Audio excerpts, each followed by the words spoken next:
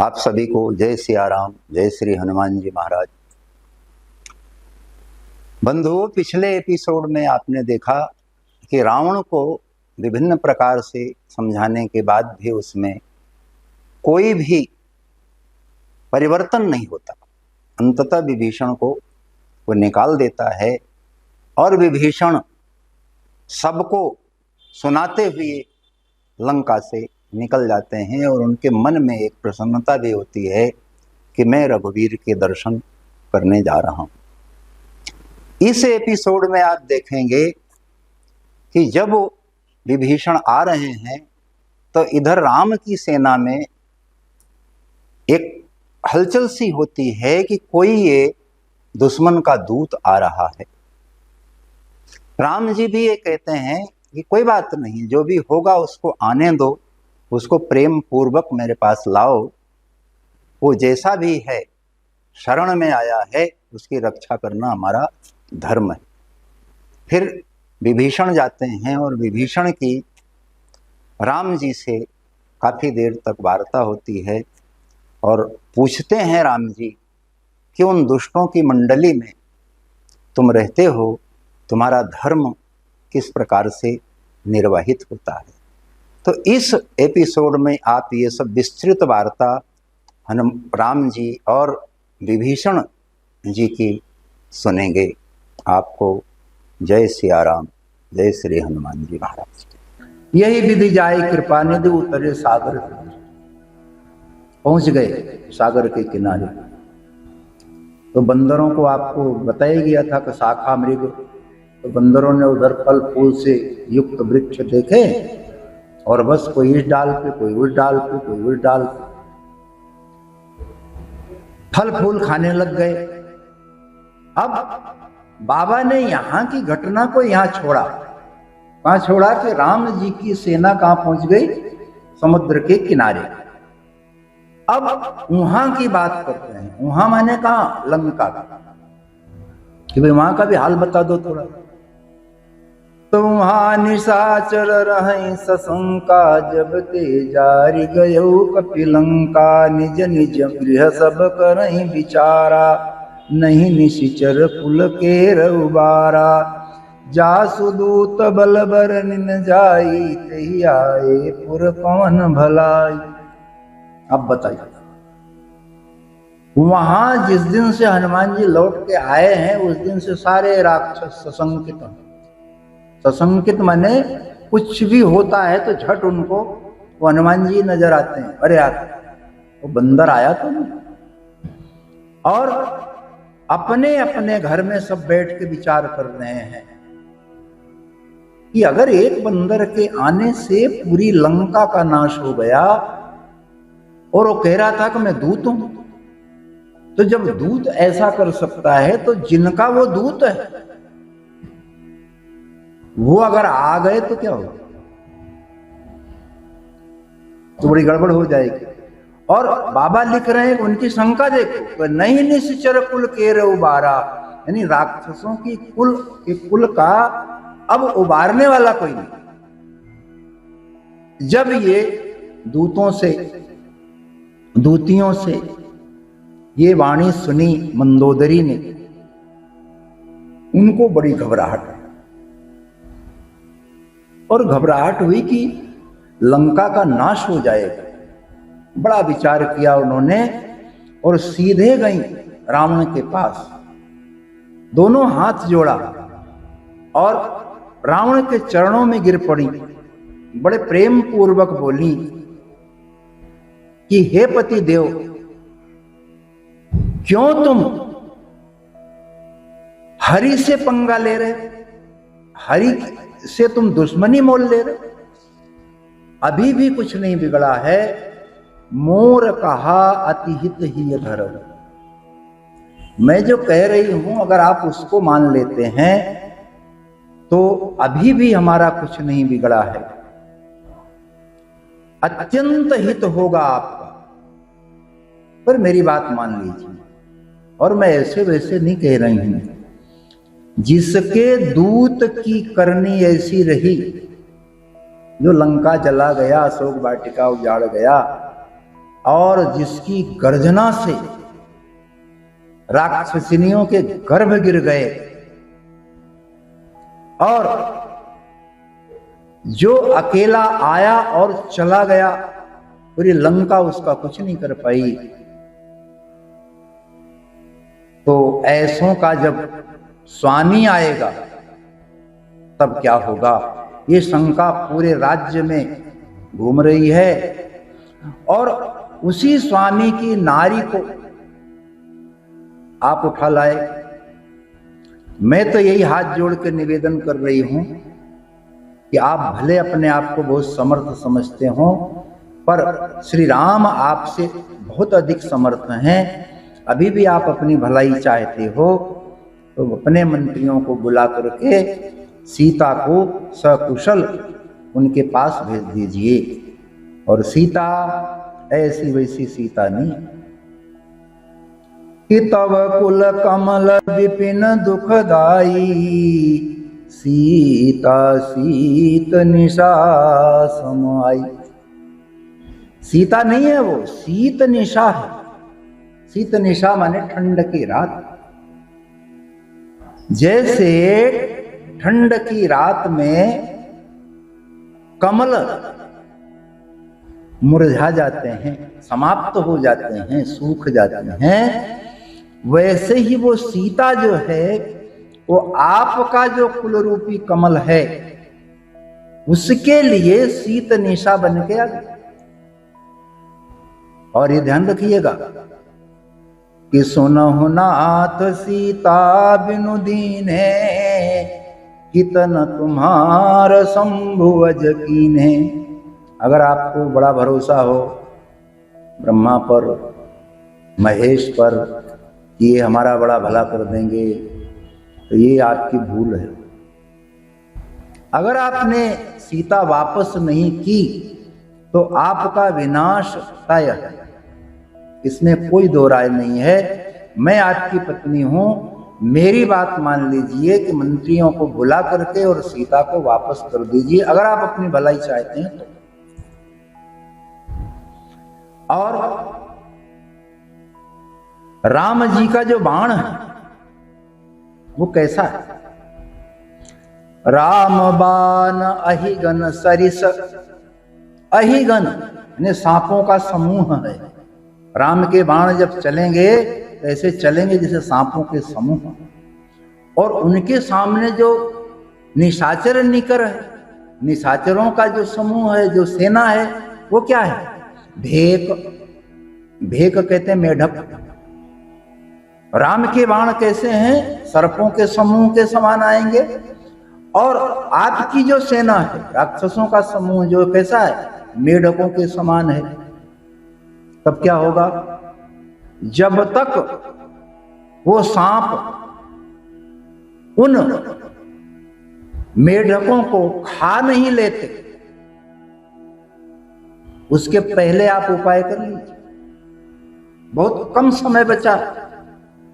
राम जी के बाण आएंगे कहने का मतलब, और आपकी सेना सब समाप्त कर देंगे। उदाहरण दिया कि जैसे सांपों का समूह आता है तो मेढकों को खा जाता है, वैसे ही राम का बाण रूपी सर्प आपकी राक्षसी सेना रूपी मेढकों को खा जाए, उससे पहले आप हट छोड़ के उपाय कर लीजिए। क्या उपाय कर लीजिए?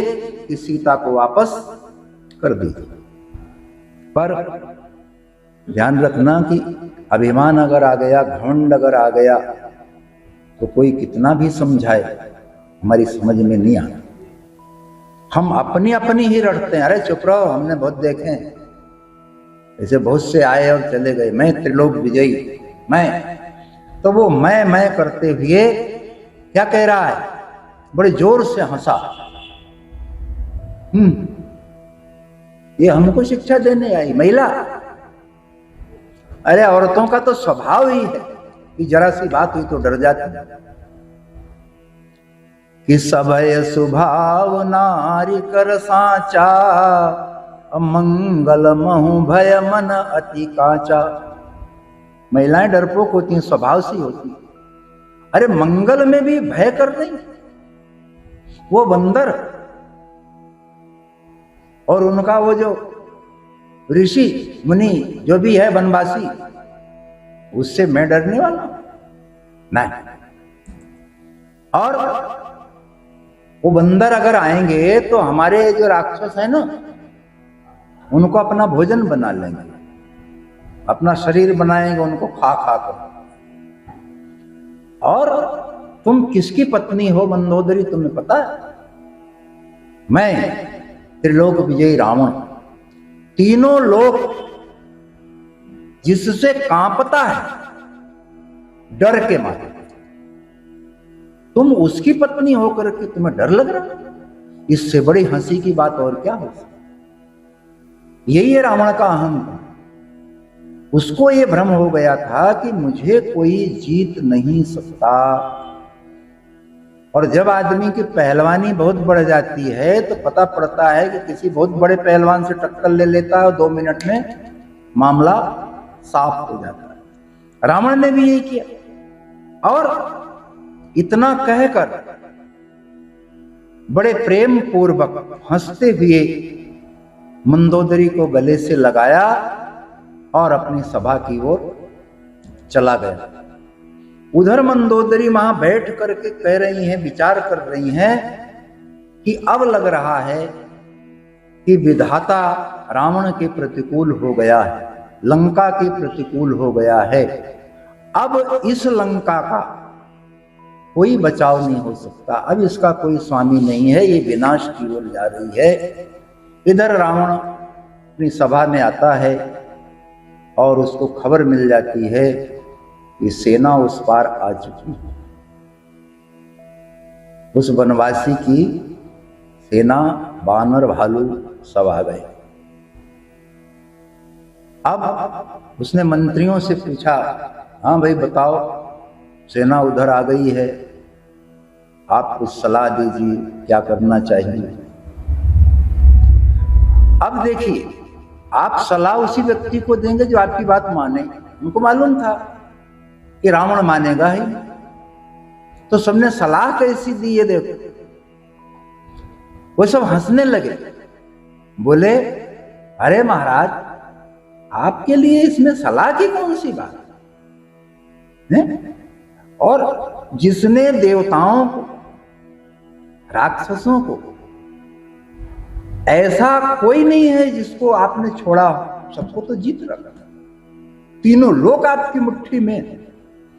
और ये नर वानर, ये तो कहीं आपकी गिनती में ही नहीं आते कि जीते सुरासुर तब श्रम नाही। सुर असुर बिना मेहनत की आपने जीत लिए, तो नर वानर के ही लेखे माही। ये तो कहीं नहीं लगते, तो यूं यूं निपट जाएंगे। अब यहां ध्यान रखना कि आपको देख करके, आपकी प्रशंसा में, आपकी बड़ाई में अगर लोग बात कर रहे हैं डर के मारे, तो मान के चलिए कि अब आपका विनाश तय हो गया। आपकी आंख में पट्टी बंध गई, आपको कुछ दिखाई नहीं। वो मंत्री क्या होता है जानते हो? मंत्री वो होता है जो उस शासन प्रशासन की आंख होता है। और आंख क्या करती है? सही चीज बताती है। आप कांच के सामने खड़े हो जाओ और आपके मुंह में कुछ काला पीला लगा है, तो आंख बता देगी ना, कांच में देख करके भाई यहाँ काला है, इसको छुड़ाओ। यही काम है मंत्रियों का। पर मंत्री अगर बोलने लगे आपके अनुसार, जैसे डॉक्टर के पास जाओ, शुगर के मरीज हो, और वो कह दे कि हाँ भाई गुड़ खाओ, शक्कर खाओ, जलेबी खाओ, इमरती खाओ, हम हैं ना, तो मरीज भी बड़ा प्रसन्न है, पर मरीज का नुकसान होना तय है। यहाँ बाबा ने एक नीति की बात बड़ी बढ़िया लिखी कि सचिव वैद गुरु तीन जो। सचिव माने मंत्री, वैद्य माने डॉक्टर, और गुरु माने शिक्षक। ये तीनों प्रिय बोल नहीं भय आस। डर के मारे ये प्रिय बोले, डर के मारे। जैसे आज शिक्षकों को डराया जाता है, शिक्षक होकर के उसकी हिम्मत कैसे हो गई डांट देने की? तो शिक्षक भी पाठ्यक्रम का प्रवक्ता हो गया है, वो पढ़ाता नहीं है, पाठ्यक्रम बांचा, नमस्ते अपने रास्ते, तुम बिगड़ो या सुधरो। क्यों कि कल को तुम्हारे बाप आ जाएंगे और कहेंगे हमारे बच्चों को तुम्हारी हिम्मत कैसे हुई डांटना, मारना तो दूर की बात।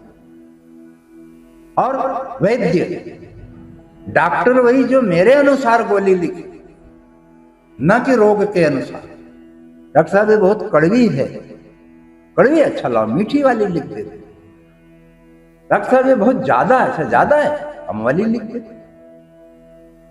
और सचिव मंत्री, मैं बड़ी मुश्किल से तो मंत्री बना, अब मैं सत्य बोलने लग जाऊं कि वास्तव में राज्य की स्थिति ऐसी है, जनता परेशान है, अमुक विभाग वाले कभी भी हड़ताल पे जा सकते हैं, ठीक है अब कल से तुम मंत्री नहीं रहोगे, तो मैं ऐसा सत्य बोल के अपनी मंत्रीशिप को क्यों खोऊं? पर अगर मंत्री सही नहीं बोलेगा तो राज धर्म तन तीन कर होई भेगी नाश, तो राज्य का नाश हो जाएगा। मंत्री अगर सही नहीं बोलेगा तो राज्य का नाश हो जाएगा। वैद्य अगर सही नहीं बोलेगा तो तन का नाश हो जाएगा, शरीर का। और गुरु अगर सही नहीं बोलेगा तो धर्म का नाश हो जाएगा। रावण के दरबार में यही हुआ कि सचिवों से जब पूछा कि भाई आप कोई उपाय बताओ, उनको मालूम था कि सुनेगा नहीं तो अपनी बात क्यों खाली कर, सीधी सीधी बात। अरे महाराज आनंद है, आप जो कहो वो सही है। महाराज खुश, जरा मुंह चुनने और ऐंठ लिया, आनंद है। तब सोई रावण कहूं बनी सुहाई, स्तुति करें सुनाई। रावण की स्तुति कर रहे हैं। अरे बाबा क्या महाराज क्या संयोग बना, अरे बहुत आनंद आ रहा है। और आप तो बिल्कुल, और संयोग कहो कि दुर्योग कहो, उसी समय विभीषण आ गए। उन्होंने पूरी बात सुनी, प्रेम पूर्वक सिर झुका करके बैठे और देखा रावण की तरफ कि अगर अनुमति हो तो मैं कुछ बोलूं। तो रावण ने यूं, हाँ बोलो। तब विभीषण बोले, हे तात, तात पिता को भी कहते हैं, तात बड़े भाई को भी कहते हैं, और बहुत जगह अति प्रेम में तात छोटे के लिए भी आया है। राम जी ने हनुमान जी को तात कहा। तो हे तात, मैं अपनी बुद्धि के अनुसार आपके हित की बात कर रहा हूं कि मति अनुरूप कहूं हित ताता।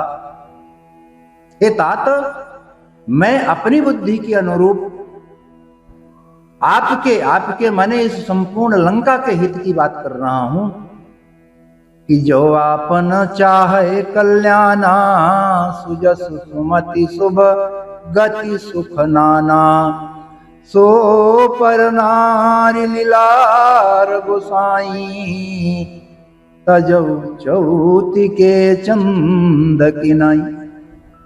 मैं महाराज अपनी मति से कह रहा हूं, अगर आप अपने कुल का, अपने राज्य का कल्याण चाह रहे हैं, आप ये चाह रहे हैं कि आपका यश बना रहे, आपकी शुभ गति हो और अनेक प्रकार से आप सुखी रहना चाहते हो, तो हे महाराज, पर नारी लीलार गोसाई, तजौ चौथ के चंद किनाई। जैसे चतुर्थी के चंद्रमा को कोई नहीं देखता, वैसे ही आप पर स्त्री के ललाट को देखना बंद कर दें। यानी पर स्त्री का मुंह न देखें। पर स्त्री माने सीता। और इनके पति कैसे हैं कि जिनके सामने कोई ठहर नहीं सकता कि 14 भुवन एक पति होई, भूत द्रोह तिष्ठई नहीं सोई, गुण सागर नागर नर जो, अल्प लोभ भल कहई न कोऊ। ये कह रहे हैं कि कोई किसी से बैर ले ले, भले वो 14 भुवनों का भी स्वामी हो, तो भी वो बच नहीं सकता। जो मनुष्य गुणों का समुद्र हो, चतुर हो, उसे चाहे थोड़ा भी लोभ अगर आ गया तो भी वो उसका कोई भला, मतलब उसे कोई भला व्यक्ति नहीं कहता। लालच बुरी बलाए, यानी 14 भुवनों का एक ही स्वामी हो और वह भी यदि जीवों से बैर कर ले तो नष्ट हो जाता है।